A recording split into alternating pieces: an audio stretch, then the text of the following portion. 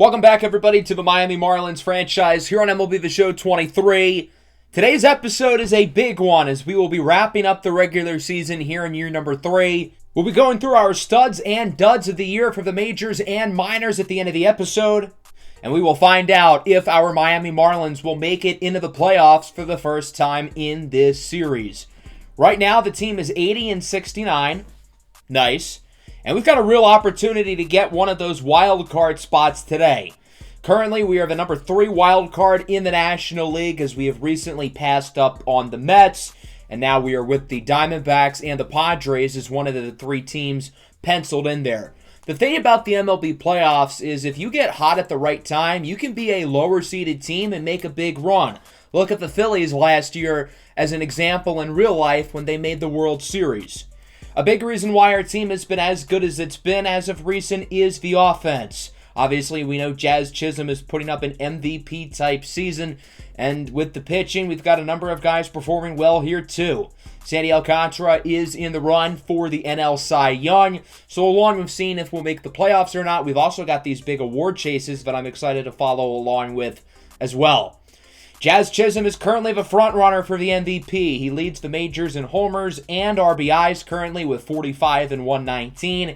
He has an 8.5 WAR. I'd love to get that up to 10 at the end of the year. I don't think that's overly realistic, but with Mookie Betts now injured, there's a real shot he could win the MVP. Edward Cabrera, by the way, leads the NL in pitching WAR, oddly enough, while Sandy Alcantara is second for the Cy Young behind Roki Sasaki, and Woody Landry is currently the favorite for the Rookie of the Year, along with other guys in the race for smaller awards like Silver Sluggers and Gold Gloves. So we've got a series coming up against the Phillies, then we play the Braves, then the Reds, then the Braves again. So it's an interesting final 4 series. Obviously, the Phillies are the best team here. I want to look at this second game. We end up winning the first one, 12-9. A lot of offense. We certainly hit the ball well here at Citizens Bank Ballpark, bringing us to 81-69. We had 4 guys go deep. Jazz Chisholm tripled twice, hitting 4 for 5 with 3 RBIs. That'll help out his MVP chances. And so that'll bring us into the second game of the series. We've got a really good pitching matchup with the 2 aces, Sandy Alcantara facing off against Walker Buehler. The Phillies are a team who is looking to get one of those top 2 seeds in the postseason and get themselves a first-round bye. If the Marlins can win today, they would win the series, which I think would really give us a lot of momentum to wrap up the season. Regular starters, for the most part, for the Marlins, as we take a look at Walker Buehler, signed to a big contract this offseason from the Dodgers, and so far he's been worth every penny. 2.83 ERA, 1.13 WHIP. He's been really solid as he faces off against the MVP frontrunner, Jazz Chisholm. With a runner aboard and 2 away, he will strike out on the circle change. He should not have swung at that pitch. That was low and a little bit outside. Here is Sandy Alcantara. He won the Cy Young in 2022. He's looking to get another one here, and he's likely only going to have 3 more starts the rest of the way in order to get it done. It looks like he'll retire the side here in the bottom of the first, finished out by a Juan Soto ground out. Not much going for either offense early. Into the second inning, Luis Robert is up with 1 away for the Marlins. He will draw a walk. Robert kind of struggled in the month of August, his first month with the team, but in September he has been a lot better. Now against Woody Landry, this one is going to be grounded into a 4-6-3 inning-ending double play. Not ideal. Can't put the ball on the ground like that with runners aboard. Bottom 2 now. Bryce Harper checks his swing. It looks like that pitch was in the zone. 2 away, runner on now for Brandon Marsh. He also checks his swing for strike 3. Good inning for Sandy, and we will move into the third. Brian De La Cruz is up now. Of course, he had a multi-home run game in the last episode at Wrigley, and he goes chasing on the slider. Neither team has been able to get any hits so far. Both teams have gotten a couple of walks, but no base hits across the board. Gavin Lux goes down looking at the outside slider. From this angle, that did not look like a strike, but okay, whatever. Bottom of the third now. Bryson Stott joins the strikeout club as he swings and misses on the slider. Now the catcher, Garrett Stubbs, is up. He will weakly dribble this one at the pitcher. Alcantara will make the play, and he is safe! Finally, a base hit. It took a while. Of course, it's barely hit out of the box. The Marlins don't think Stubbs was safe at first, though. It looks like this play is going to be challenged, and and we'll get another ruling on the field. So as we take a look at the replay right there, ball is in Luis Arraez's glove. Yes, Luis Arraez is playing first, and he will be ruled out. So the no-hitter for Sandy is still intact. Into the fourth now, Jazz Chisholm grounds it to short. Turner makes the play. 1-2-3 inning for Buehler. Seriously impressive that we've had no hits from either team so far. Bottom four now, 2-2 for Bryce Harper. Pitch on its way from Sandy. Swinging a miss, going down way too early on the sinker. This is truly a pitcher's duel between two of the best pitchers in the National League. And boy, do they look good right now. Top five, Luis Robert is up. He will draw his second walk of the game. And the Marlins will get a base runner. And so that'll bring up the rookie, Woody Landry, the current favorite for the NL Rookie of the Year. Luis Robert will look to steal second as Woody strikes out. And Robert is safe. The thought process here is that the Marlins have barely been able to get hits today. Maybe if they can get one, though, all they would need is a single to drive in Robert. Anthony Santander says, screw your singles! He crushes it into right center field, and that one is gone! A two-run shot for Anthony Santander. Another Tony Tater, his 35th of the year. The no-hitter and the shutout is dead for Buehler, and the Marlins lead 2-0. That'll bring up Brian De La Cruz now. He strikes out on the circle change. But hey, good inning. The Marlins drive in 2 off of the homer. Alcantara still has his no-hitter intact as he strikes out Kyle Schwarber. Schwarber usually has great plate discipline. I'm surprised he swung at that pitch. Full count for Hoskins. Swinging a miss on the 12-6. Again, that pitch way off, but he still bites. Into the sixth inning now, Gavin Lux is up for the Marlins. He hits this one into the gap. Second hit of the day for Miami. Lux thinks about second. He will wisely head back to first as the Marlins start the inning off with a base hit.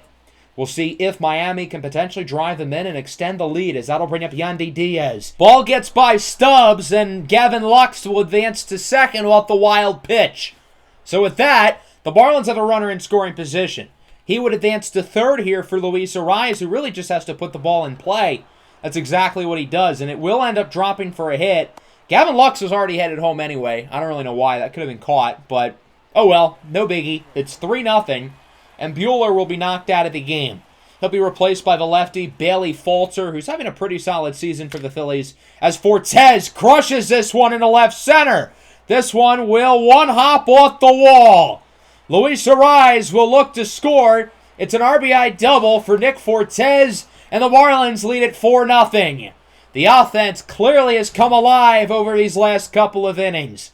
Sandy, meanwhile, still has the no-hitter going as he strikes out Bryson Stott for out number 1. That'll bring up Garrett Stubbs, looking to end the no-hitter, but Lux makes an incredible play. The throw to first is in time! And the no-hitter stays intact a little bit longer. What a play at short by Gavin Lux to keep the no-hitter alive. Wow, what a throw. I don't want to get overly excited about the no-hitter. We're only in the top of the 7th, but I think this is the point of the game where we can start to really think about it. What a play here at second by Stott to get Santander out. Unfortunately for the Phillies, Bryson Stott got hurt on the play. It seems like he messed up his finger. He'll be taken out of the game. The extent of the injury is unknown at this time, and Rafael Lantigua will replace him at second for the remainder of the game. Bottom 7, Soto hits this one well into right. Miller at the track at the wall, it's gone! The no-hitter and the shutout is no more for Sandy Alcantara here in the 7th inning. Juan Soto hits his 33rd homer of the year, and it's now 4-1.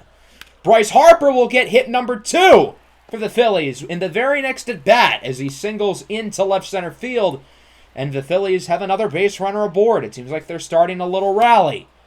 So Sandy's got to get things back together as he strikes out Kyle Schwarber on the sinker. Now against Rhys Hoskins. Hits this one well into left field. That could score the run as it's going to be basically trapped in the corner.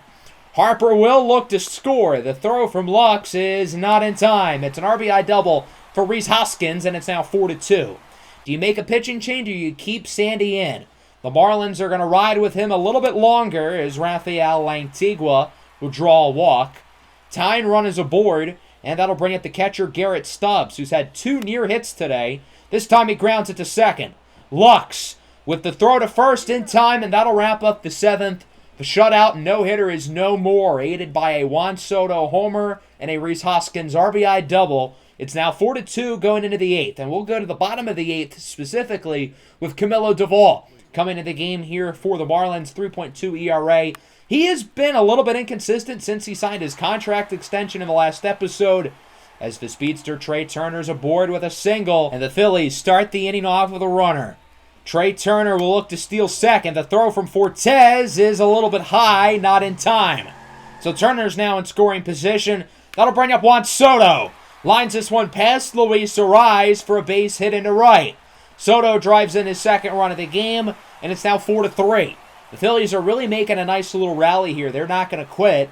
That'll bring up Kyle Schwarber. Flies this one into left center field. Santander should be under it. He'll make the play, but the Phillies do add another run here in the bottom of the 8th as it is 4-3, although they want Soto's single. Hector Neris will come into the game here for the Phillies in the 9th inning, 3.7 ERA on the season. He'll face off against Anthony Santander, who homered back in the 5th inning. Full count, 2 away. He crushes it into center field. Back at the track at the wall is Marsh, and it is caught. I really thought off the bat that one was gone, but it just does not quite have enough distance. So Liam Hendricks is in for the save, looking for number 40 on the year. We'll see if he can get the job done as he faces off against the center fielder Brandon Marsh. Weekly grounds it over to short. Going to be a close play. Lux, the throw to first, is not in time. The tie-in run is aboard for the Phillies, and Brandon Marsh has some wheels. Lantigua grounds it to second. This could end it. 5, 4, 3, double play! Ariz with the splits! And the Marlins win it 4-3. They will end up winning the series, as this is their second win here of the series on the road against arguably the best team in baseball. How about that? The offense really did not do a whole lot. Nobody had more than one hit today, but the homer by Santander in the 5th, along with a couple of runs in the 6th, is all we needed, thanks to a brilliant pitching performance from Sandy Alcantara, who had a no-hitter go into the 7th. He did kind of struggle in that final inning, but was still good. The bullpen made it a little bit too close for comfort, but we were still able to get the job done, as the Phillies' offense was not much better than ours. 3 runs, 6 hits. Other than Juan Soto, nobody really performed all that well. So now that we are 82-69, nice, we will officially finish the season over 500 no matter what, which is pretty cool. Let's see if we can sweep the Phillies once and for all here, and we will not. We lose 3-1, and Luis Robert suffers a minor injury. So we're now the second wild card. We've passed the Padres. We're still only a game and a half ahead of the Mets, but the Padres are really struggling, 2-8 in their last 10. So now we've got a 4-game series at home against Atlanta, and this series is important for a number of reasons. Obviously, we want to win and improve our standing in the wild card race, but we also want the Braves to lose. They're currently 4 games back of us. I do fear if the Braves get hot, though, down the stretch, they are talented enough to potentially make a run and pass us. So I would really like to kind of knock them out early and not have to worry about them. Sure enough, the result of this series ended up being very one-sided. It ended up being a 4-game sweep, with one team being outscored 44-7. Let's just say our Miami Marlins had a pretty fun weekend against the Atlanta Braves. I mean, look at some of these scores. The second game, we ended up winning 18-1. The offense completely exploded. A bunch of guys went deep. Woody went deep twice. And then the very next day, the very next game, we won 19-2. Yeah, the offense again went nuclear. We scored 37 runs within a 2-game stretch. Our Miami Marlins are now the number 1 wild card in the National League. We've really made some ground within the seeding, and we're actually really close to clinching a playoff spot. If the Mets lose and we win our next game, we are officially in. So before we find out if the Marlins make the playoffs, we're going to take a quick trip down to the farm system, as our AA and AAA teams have both made it to the postseason as well, which is really exciting. So the AA team has made it 3 years in a row now. They've got some really good players on this squad, although keep in mind our first-round pick from our previous draft, Ronald Landino, broke his hand. He is out for the season, and it's unfortunate because he finally started playing really well. Our second-round pick from last year, Hitoki Nomo, also broke his hand and will be unavailable, but the rest of the squad is here. They're playing really well. As for the AAA team, we've not had a lot of team success at AAA this series, but we ended up winning our division. We've got some really good prospects in the lineup like Khalil Watson and Kevin Alcantara contributing at a very high level. The pitching has been great as well. Sixto Sanchez has really rebounded. Max Meyer, Robbie Jones, Braxton Garrett, all these guys doing really well. Yuri Perez is injured and not pitching well, so he will not be available for the AAA playoffs, which based on his performance might honestly be for the better. So we're going to start with the AAA playoffs. It is literally a one-game playoff, and then the winner of this game will have a one-game playoff against the winner of the other league. So at most, we will have 2 AAA playoff games as we take a 1-0 lead in the top of the 7th. Sixto Sanchez is dominating right now. We'll see if he can finish off the game in the 9th. He does not. Michael Hellman goes deep, and we're going to take Sixto out of the game, replace him with Houston Webster, who makes it through the inning. So now we'll go into the 10th inning, and we're going to hop in here. The extra innings rule does apply to the minor league playoffs, and Jacksonville will not score here in the top of the 10th. Sabato with a weak pop fly. It's caught by Austin Martin. And now the St. Paul Saints, the AAA affiliate of the Minnesota Twins, can get the job done here in the bottom of the 10th. Carlos Estevez is in for the Jacksonville Jumbo Shrimp. He'll face off against highly regarded prospect Emmanuel Rodriguez, and he will end it. It gets by the glove of Khalil Watson, and the St. Paul Saints win it in 10. 2-1 is your final score, and just like that, a one-game playoff will eliminate the Jacksonville Jumbo Shrimp. That was quick. So one game and we're out. And St. Paul is going to have another one-game series to determine if they win the overall AAA championship. It's unfortunate because Sixto Sanchez pitched an absolute gem, but the offense didn't back him up. 5 hits, 1 run, that's not enough in the biggest game of the season. As for the AA playoffs, I feel like it's a little bit more fair. We've got a 5-game series against Mississippi. We lose the first 2 games, not off to a great start. So we're going to simcast now, see if we can potentially make a comeback. The Mississippi Braves won our division in the first half of the season. We won the division in the second half of the season. So that's how we're going to be playing them here in a division series for an opportunity to make the International League Championship. We scored 5 in the 4th, as you can see, and we will get the job done. Good start from Will Stewart. The offense performed with a big homer from Victor Mesa. Now into game number 4. Still an elimination game for us as we scored 3, but Mississippi would tie it at 3. Not a great start for Adam Seminaris. He'll be replaced by Milbrandt, who gives us a few good innings as we now hop into the 9th inning. Jorge Mercedes, the closer, is in. I know it's not a save situation, but I want our best pitcher in, and we get through the inning. So we can now walk it off here in the bottom of the 9th. Alex Segal will come in for the Braves out of the bullpen. He'll face off against Ariel Amador with 1 away, and he draws a walk.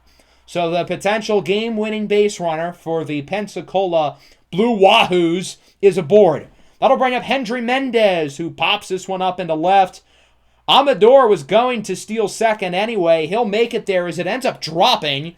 And with that, there's 2 runners aboard. Can Victor Mesa be the hero and drive in the run? It's ironic because we traded Victor Mesa's brother in exchange for Ariel Amador this past July. Mississippi will not be able to turn 2 as Mesa is safe at first, and now there's runners on the corners. Austin Smith will come out of the bullpen for the Braves. He will face off against Dominique Sierra, the former 3rd-round pick back in the Season 1 draft, and he hits this one pretty sharply in a right center field, but it will be caught, and we are headed to extra innings. We've had some crazy extra inning minor league playoff games in this series. We'll see if this one ends up following suit. E.J. Exposito singles this one into center. The run will look to score. Throw from Mesa. He got him! Victor Mesa with an incredible throw in left field. Pensacola can win it here in the bottom of the 10th. It's Ishmael Alcantara. It's a wild pitch from Smith. Runner advances to 3rd. So now Alcantara just needs to put the ball in play, and this game can potentially be over with Dominique Sierra on 3rd base. The 3-2. Alcantara hits it sharply into center. It's caught. Sierra will look to tag up. The throw to the plate is not in time, and the Pensacola Blue Wahoos win it in 10. A game-winning sacrifice fly from Ishmael Alcantara, driving in Dominique Sierra to tie the series at 2. A very exciting game 4 here for Pensacola. That'll bring us into Game 5. The starting pitcher, Fernando Cortez, only went around an inning or so due to an injury. Johnny Lundy started in Game 1. We're going to have him on the mound in Game 5, and he is really struggling. We're trailing 4-0. It's like our comeback in Game 4 is all for naught. Bryson Motts will replace him as we get one in the 7th, but we're still down by 3. Make it 4. Alejo Lopez drives in a run off a single. It's now 5-1. Anthony Peguero hits a solo homer, so that gives me a little confidence. Hey, maybe we can do something. We still need 3 runs here quickly as Alcantara, the Game 4 hero, hits this one high and pretty deep in the left. It's caught for out number 2, and the Pensacola Blue Wahoo's season comes down to this final out. Stuart Fawn, the lefty, will come in out of the bullpen. I like this call by Mississippi because the next 2 batters struggle against lefties. It starts with Oswaldo Matias, who draws a walk. So there's a base runner. That'll bring up the catcher, Joel Beltran. Played his college ball here in Mississippi at the University of Mississippi State as he flies this one into left field, and it will be caught. The Mississippi Braves have moved on to the next round of the AA playoffs as the Pensacola Blue Wahoo's season comes to a close. An unfortunate ending for both the AAA and AA teams here in the playoffs. They're not able to get the jobs done in the first round. The offense was not great here. We weren't horrible in terms of getting base runners. We got 3 more hits than them, but we also scored 3 less times than them. Johnny Lundy was our 6th round pick in last year's draft. He had a great regular season, but he really struggled in both playoff games, getting the loss in Game 1 and Game 5. He's only 18 years old. I guess the playoff jitters kind of got to him, and hopefully he'll be able to rebound next time. So the Blue Wahoo's season is done, and now that we are wrapped up with the minor leagues, we'll go back to the big league club. We'll talk about the minors at the end of the episode when we go through our studs and duds of the year. But first, let's go back to the Marlins. So keep in mind, we are very close to clinching a playoff spot. Again, with a win or a Mets loss, we are officially in.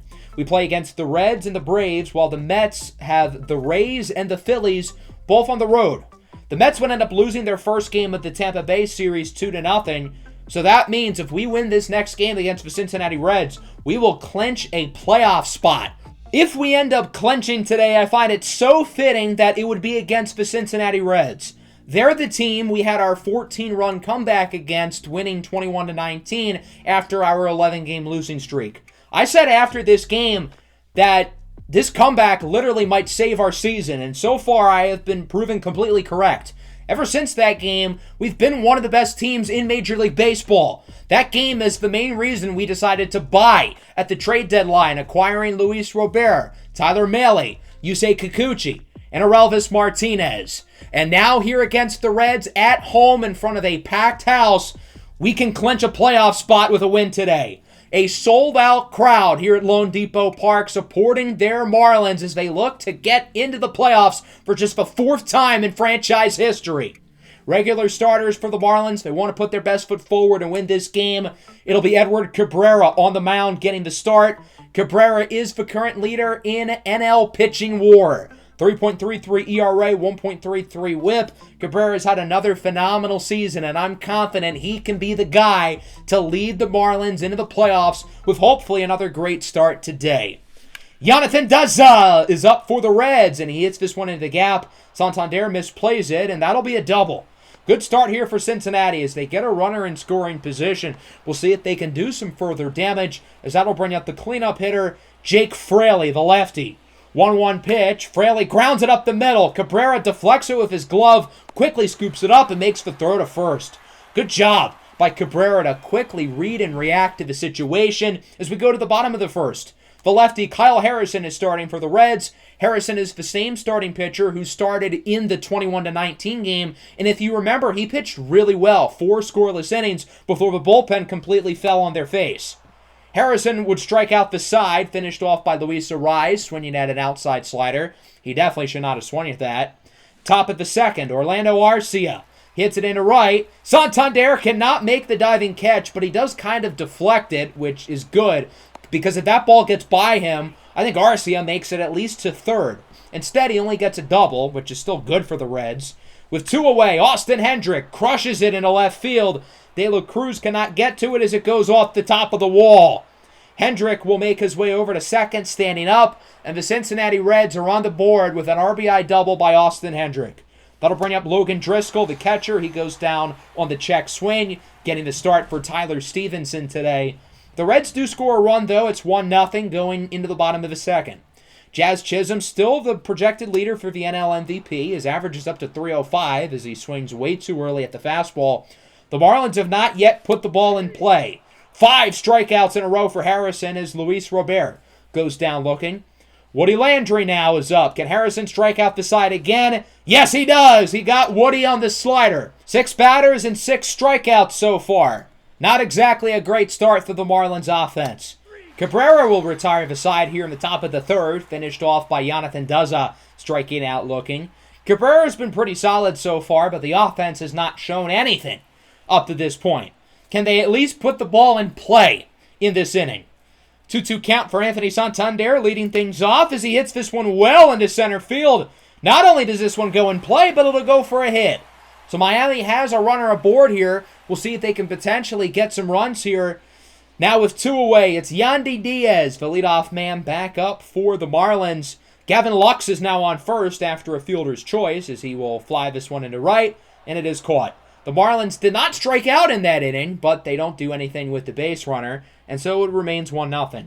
Into the fourth now. Cabrera really seems to be in the zone as he strikes Jake Fraley out looking. Orlando Arcia with 2 away. Got him on the curveball. Back-to-back, 1-2-3 innings for Edward Cabrera, and he looks really good right now. But the offense has to do something. Jazz Chisholm with a single into right field, little lefty-on-lefty crime. That'll give the Marlins a base runner. Good swing from Jazz. With 2 away now, it is Luis Robert who's up. Jazz will look to steal second. He is safe. And so now there's a runner in scoring position. Luis Robert hits lefties really well, so we'll see if he can drive him in and tie the game up with a 3-1 count, and he will draw a walk. So Robert won't drive him in, but it is still a successful at-bat. And now a huge opportunity for the rookie, Woody Landry, who ropes it down the line. Fair! Big hit for Woody Landry in the bottom of the fourth as Jazz Chisholm will score. Luis Robert is going to be sent home, and he is safe. A 2-run double for the rookie, Woody Landry, and the Miami Marlins lead it 2-1. Finally, the offense makes some noise and is on the board. Edward Cabrera still looking great here in the fifth, but Logan Driscoll hits it well into center field. He's going to look to head for second, and he is out of there. Luis Robert Jr. with an incredible throw out in center. He's unable to make the diving catch, but instead he throws out the runner. Bottom 5 now. Why did Gavin Lux swing at that pitch? Well, it's because he's going to be safe at first with an infield single. That should not have been a hit, but it was, and we are not complaining. 2 away now for the catcher, Nick Fortes, the 1-1. Weekly popped up over to second, and it will be caught. So Kyle Harrison makes it through another inning as it remains 2-1. Cam Collier's up with 1 away here in the 6th inning. He goes down looking. The Reds' offense looked pretty good in the first couple of innings, but now they've forgotten how to play baseball. Jonathan Duzza strikes out on the slider. 6 innings, 1 earned so far for Edward Cabrera, and he's not really showing many signs of slowing down. Joel Kuhnel will come into the game for the Reds here in the bottom of the 6th inning. I don't think the Reds want to use up too much of Kyle Harrison's arm, so that's why we're taking him out a little bit early. Harrison is a big-time prospect in this organization who they really like, as Jazz Chisholm draws a walk. So he is aboard for a second time today, and that'll bring up Woody Landry, who drove in 2 runs in his last at-bat. Not quite as successful this time. He swings at a circle change in the dirt, and Joel Kuhnel will make it out of the inning. It's still 2-1. Let's move into the 7th now. Edward Cabrera, unsurprisingly, still in the game with his 100th pitch, and it'll be a Jake Fraley base hit. This is the first base runner for the Reds since the 2nd inning, and I'm not counting the hit that got thrown out by Luis Robert a couple innings earlier. Runner going to look to head for second as Sean Paulson hits it into right center, and it will drop. Robert cannot make the play. The runner thought it was going to be caught, so he's barely safe at second. And the Reds have a couple of base runners early in the inning, so Cabrera will be taken out of the game. 6 innings, 1 earned run so far. He'll be replaced by the lefty A.J. Puck. The Marlins are paying attention to who's up next in the order, specifically a lot of guys who struggle against lefties, other than Randal Grichuk, who will be intentionally walked now that there's one out and runners in scoring position. Not only do we not have to worry about Grichuk, but this sets a force out at all bases. Austin Hendrick will strike out. Good sinker from Puck. And that'll bring up the number 9 hitter, Logan Driscoll. The 2-2. Got him looking on the circle change. The Reds leave him loaded. The Marlins are up 2-1. They can taste it. They're so close to clinching that playoff spot. Sean Armstrong is into the game for Cincinnati here in the bottom of the 7th. He will start things off against Anthony Santander, who got the first hit of the game for the Marlins earlier. He will draw a walk. Continue to get base runners and don't put the pedal off the metal. If we can come back down 14 against the Reds, they can come back down 1. Jesus Sanchez strikes out on the fastball. Good pitch by Armstrong for the first out of the inning. Sanchez coming off the bench, trying to make an impact as a pinch hitter, but unfortunately he's unsuccessful. That'll bring up Yandy Diaz, who pops this one up with 2 away, and it will be caught. Another quiet inning for the offense. We're really not given much run support. Hopefully the bullpen doesn't implode on their face. Otherwise, that'd be pretty bad. Camilo Duvall will come into the game here in the 8th inning. 3.33 ERA. Illuminati confirmed. He'll face off against Noelvi Marte to lead things off, and this one is hit well into the gap. Luis Robert is unable to make the play, as that will one hop off the wall. Marte is aboard safely at second with a double, and the Reds had the tying run in scoring position with nobody out.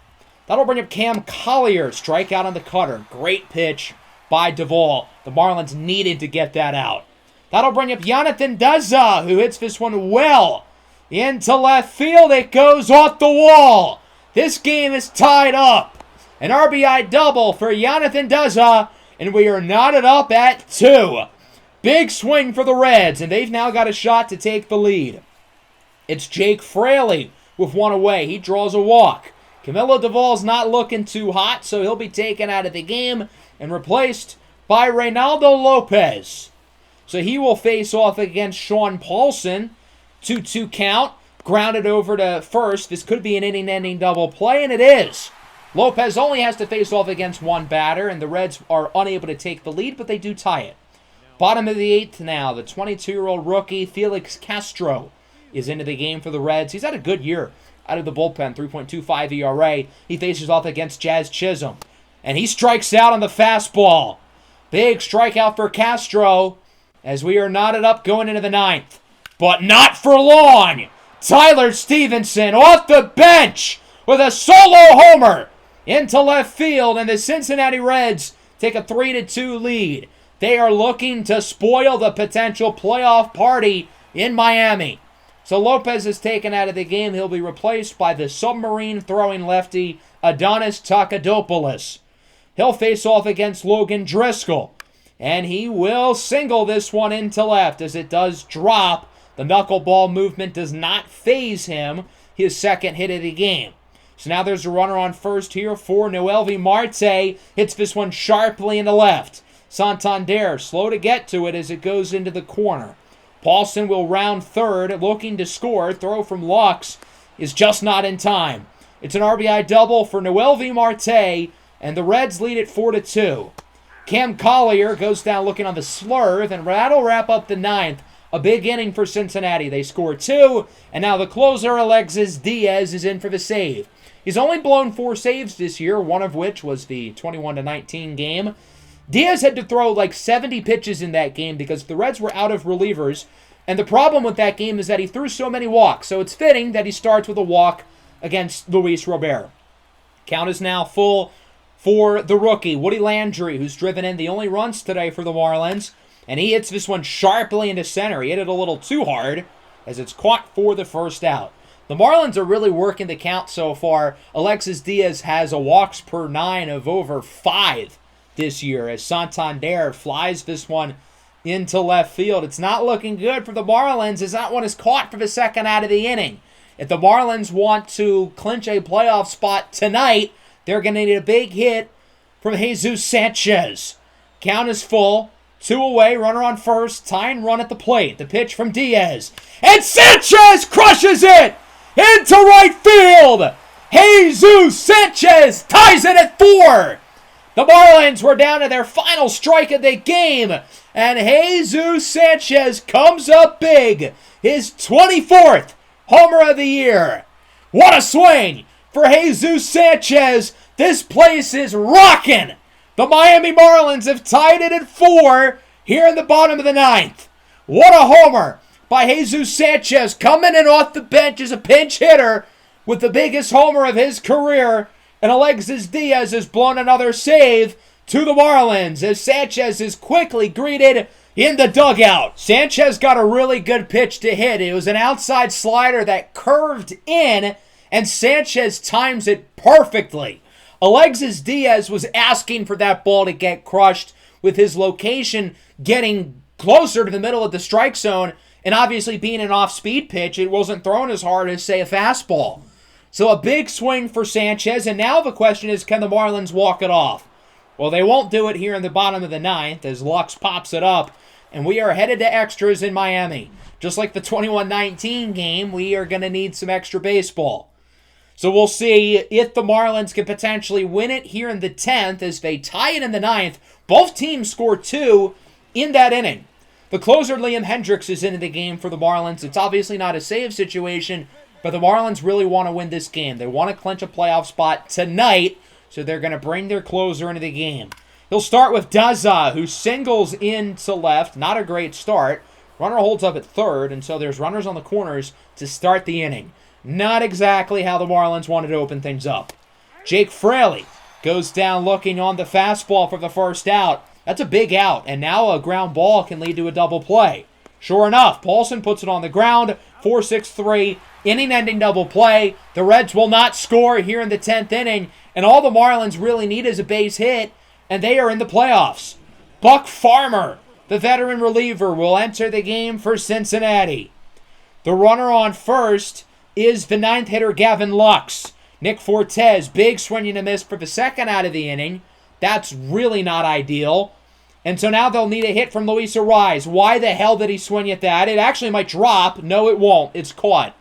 So Luis Arraez is unable to come up clutch. Neither team scores here in the 10th inning, as this game remains tied at 4. But interestingly, the Reds are out hitting the Marlins 12-5. Jay Allen will come in as a pinch runner. Tyler Stevenson is up at the plate, as that one is going to go past Arraez. Allen will look to score. The throw from Sanchez is not in time. An RBI single for Tyler Stevenson, who's had a huge game off the bench, and it's now 5-4. Liam Hendricks will be taken out. He'll be replaced by Jordan Hicks.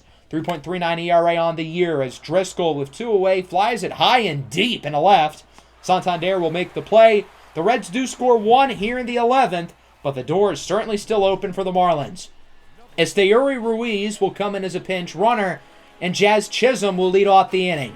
Jazz is this team's MVP. How fitting would it be for him to potentially send the Marlins into the playoffs? Full count, pitch on its way, and Jazz Chisholm will send the Marlins to the playoffs! A 2-run walk-off homer for Jazz Chisholm, and the Miami Marlins are headed to the postseason. Jazz Chisholm with his MLB leading 47th homer of the year, and this one, without a doubt, is his most important one. The Marlins win it 6-5 here in 11 innings to defeat the Cincinnati Reds, and for just the 4th time in Marlins history, they are going to the postseason. What a game. I mean, we really should have lost. We were down to our final strike in the 9th inning, and Jesus Sanchez comes up clutch with a 2-run game-tying homer, and then a couple innings later, Jazz Chisholm, the best player and face of this organization, is the one to walk it off and bring us into the postseason.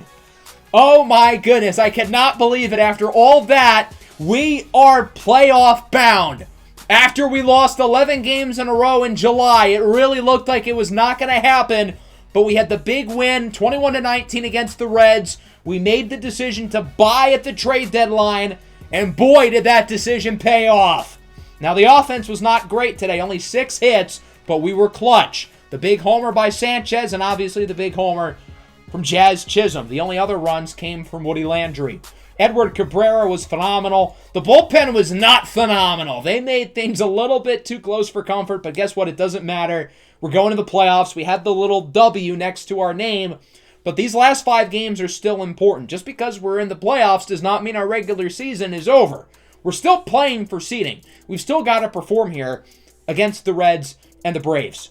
As of now, we're the number 1 wild card and the number 4 seed in the National League, with the Padres and Diamondbacks shortly behind.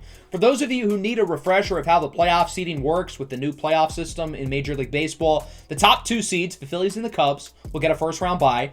The other division champion, the Dodgers, will be the 3 seed. They'll play against the lowest wild card, while the 2 highest wild cards will play against each other. So right now, if the season ended, we would play against San Diego.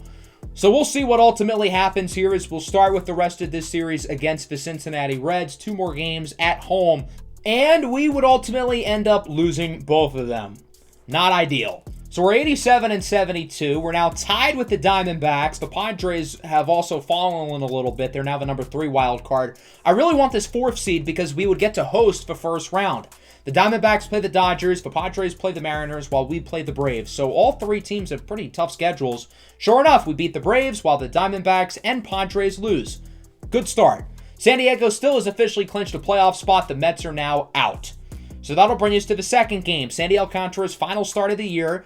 Final chance to prove himself as a Cy Young candidate. Not only do we win, but the Diamondbacks and the Padres both lose. Perfect. So with that, we will officially clinch the 4th seed in the NL, and we will get to host a first-round playoff series against the 5 seed. So that means this final game is not all that important. So I'm going to have Max Meyer get the start. I want to give him an opportunity here in the big leagues. And I have some good news and bad news. The good news is we won. The bad news is Esteury Ruiz and Nick Fortes are both injured. Fortes is not serious. He'll be fine for the playoffs, but Ruiz will not. While he's not a starter, he is still a pretty important player because of his speed, so that kind of sucks. So we will finish Season 3 with a record of 90 and 72. I think the main reason why our team was really good this year was because of the offense. We led in multiple team statistics, including hits, batting average, and home runs. We were even 5th in stolen base percentage. The one area we were a little bit lower on is walks. We're tied for 13th, but even so, we were like 20th in walks at the All-Star break, so that shows that we really improved our plate discipline throughout the year. Pretty much all of our everyday starters were really good. Gavin Lux was one of the most valuable players on the team. Yandy Diaz was a phenomenal midseason acquisition. Luis Ariz was great. Jazz Chisholm, we'll talk a little bit more about him in a minute. Nick Fortes was great. Luis Robert was a big trade acquisition. Woody Landry had a good rookie year. Santander was a nice free agent signing. Jesus Sanchez was great down the stretch. De La Cruz, Miller, all really good. I want to talk about our core 10 position players, which is the 9 players in the lineup currently, along with Brian De La Cruz. Those are our regular 10 position players. All 10 of these players have a WAR of at least 1.9. They are all very positive impacts to the team. Other than De La Cruz and Robert, they all had an OPS above 800, and they all hit at least 250, with 4 of them hitting above 300. All 10 of these players hit for good average, pretty good power, and pretty good defense. As for the pitching, Sandy Alcantara and Edward Cabrera were outstanding. They were the National League leaders in pitching WAR, but the rest of the rotation was a little inconsistent. We got Tyler Mahle at the deadline to clean things up, but the bullpen was also a little bit inconsistent, and I think if we do end up losing here in the playoffs, it could be because the back end of the rotation is a little bit weak, and the bullpen, while it's a good unit, it's an inconsistent group as a whole. Let's now quickly recap the Major League season before we do our studs and duds of the year. So sure enough, we finished 90 and 72 as the number 4 seed, playing against the Arizona Diamondbacks in the first round of the playoffs. As we take a look at the standings, the Phillies obviously won our division with us getting a playoff spot. The Cubs get the number 1 seed in the NL, while the Diamondbacks are the 5 seed, and the Padres will play the Dodgers in the first round, with the Mets and others finishing short. The Blue Jays, Guardians, and Astros win their divisions, while the Rays, Rangers, and Angels will be the wild cards. We ended up having a number of league leaders. Sandy Alcantara led the NL in wins and innings pitched, while Edward Cabrera led in WAR, and then Jazz Chisholm led all of baseballs with homers, RBIs, slugging, and WAR. We had multiple major award winners as Woody wins the Rookie of the Year, and Jazz wins the National League MVP. What a year For Jazz Chisholm, a 9.7 WAR, by far the highest in the National League. Jose Ramirez, the only other player with at least 9. Jazz Chisholm was the best player in baseball this year. The guy hit 300, 48 homers, 135 RBIs, OPS well above 1,000. He led the league in slugging. He played Gold Glove level defense while playing every position in the book. What a year for Jazz Chisholm, who, by the way, is only making $31.5 million over the next 3 years. What a bargain. Sandy finishes second for the NL Cy Young behind Roki Sasaki. Brendan Nimmo wins the National League batting title. Scott Barlow wins Reliever of the Year. There's Woody, who wins Rookie of the Year, while Mookie Betts wins the Hank Aaron. Jose Ramirez wins the American League MVP. Shane McClanahan takes his second straight Cy Young. Wander Franco wins the batting title. Michael King wins the Reliever of the Year. Gus wins the Rookie of the Year. And Jose Ramirez wins the Hank Aaron. We had some smaller award winners as well, with Nick Fortes and Jazz Chisholm taking Gold Gloves. Luis Robert was second for the center field Gold Glove behind Jazz Chisholm. As for Silver Sluggers, Fortes finished in third. Luis Ariz finished in second. And then Jazz Chisholm obviously won one in the outfield. Let's now go through our studs and duds of the year at the majors and minors. So as I've said throughout the series, I don't want to put our super high-level players up for stud of the year because they're expected to do good. But I think Jazz Chisholm is an exception. He's been a good player through the first 2 seasons of this series, but nobody could have expected him to be the best player in baseball, which is exactly what he was. The numbers speak for themselves. He was fantastic this year. I knew he would be an all-star player at some point in this series, but I didn't know we would have a 10-WAR season out of him and a National League MVP. Nick Fortes will be the second candidate for the MLB Stud of the Year. Fortes has won the Stud of the Year in both seasons of the series, but he just keeps getting better. He doubled his doubles total while hitting .323, OPS well into the 900s, and he did this while winning his second straight Gold Glove. He also had a WAR of nearly 8. He just keeps getting better, and because of that, he's going to continue to be a Stud of the Year candidate. As for my last choice, I thought about a few players. For a while, it seemed like it was going to be Luis Ariz, but he kind of slowed down. I thought about Santander. I thought about Luis Robert just because of the team's positive impact since we got him. And for a similar reason, I thought about Gavin Lux because we were terrible when he was injured. Jesus Sanchez was great down the stretch. I thought about him. I considered Gennaro Miller because of what he did as a two-way player. I thought about AJ Puck as well. Adonis Takatopoulos was in the running until his numbers kind of fell off a cliff. But I'm going to go with Jesus Luzardo instead. And I know this feels kind of like a weird choice because he wasn't all that good this year. But this is a guy who was terrible for the first 2.5 seasons of the series. And when we started the month of June here this season, I was looking to option him down to the minor leagues. I really didn't see a future for him. Then he breaks his leg. He's out for a month or so. He comes back, and he's like a totally new player. He's been unbelievable here in the second half of the season, and the way he's been able to battle back through adversity, in my opinion, means that he deserves to be a Stud of the Year candidate, and he has more than earned an opportunity to be in the starting rotation here in the playoffs. Now it's time to name 3 Dud of the Year candidates in the majors. We did not have many guys play bad, but somebody who did disappoint was Jacob Berry. He's been in the majors for over a year now, and he just has not made a positive impact. I will say, since we recalled him up in September, he's been better, but these numbers are still not very good, and I had high expectations for him, and he failed to deliver. Sixto Sanchez will be the second Dud of the Year candidate. He started the year injured, then he came in as the long reliever and was really bad. I will give him credit, he has performed well in the minors, but even so, he was not good in the big leagues. And then the final candidate will be Yuri Perez. Talk about a player who's failed expectations so far. Similarly with Jacob Berry, Perez has been in the big leagues for a little bit over a year now, and he's been terrible.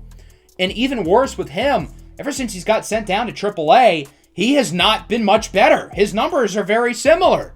I'm still very hopeful for him. He's only 21 years old, but man, it has been a real disappointment with Yuri Perez so far.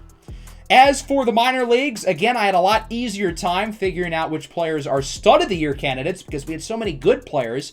Kevin Alcantara is the first one. He was probably the overall best position player on the AAA team. He played a good defensive center field while hitting for good average and good power. Our second Stud of the Year candidate also comes from AAA, and it's Max Meyer.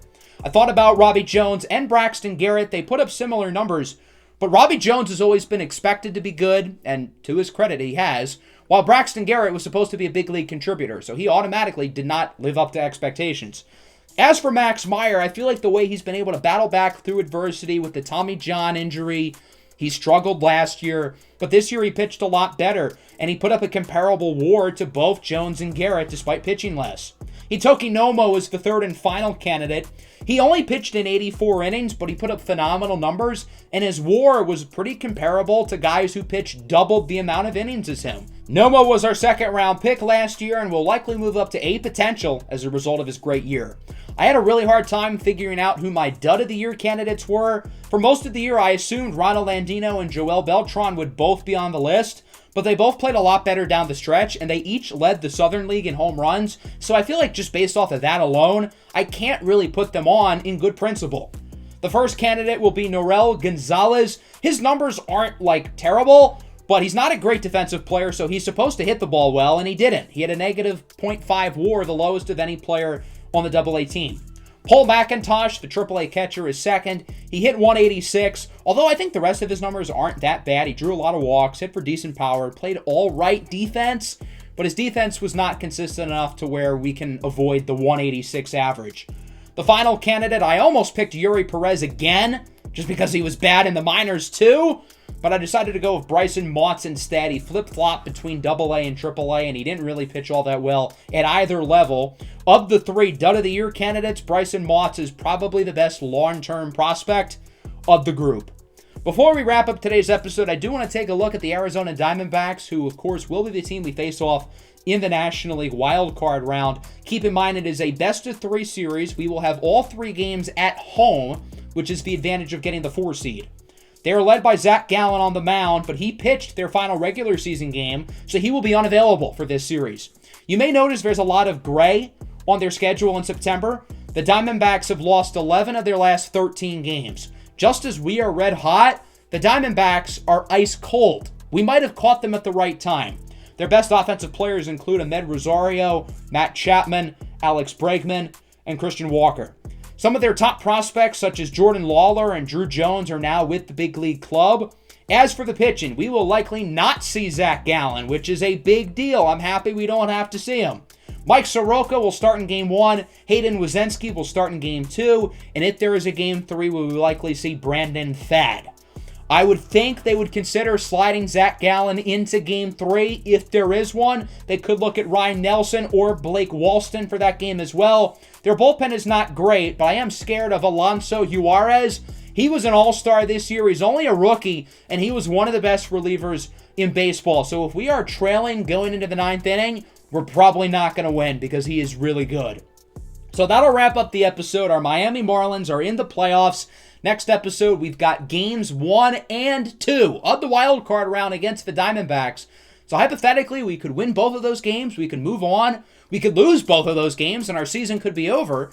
Or if we split them, we'll have Game 3 in the following episode. That'll wrap it up. I hope you guys enjoyed. I know it was a long one, but we covered a lot today. Make sure to leave a like and subscribe to the channel if you are new. Peace out.